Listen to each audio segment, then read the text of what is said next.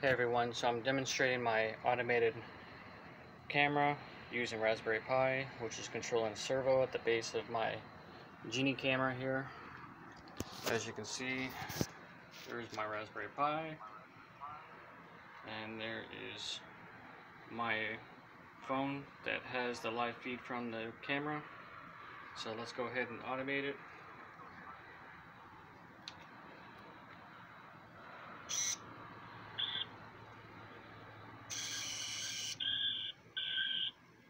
So it's rotating back and forth.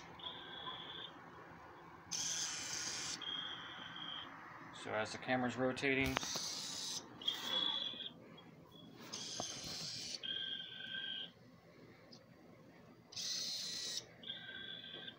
so the camera's rotating and the video of the camera's rotating on my phone. And that's it, guys. That's my quick demonstration of a automated webcam using Raspberry Pi and Python programming language. Alright guys, take it easy.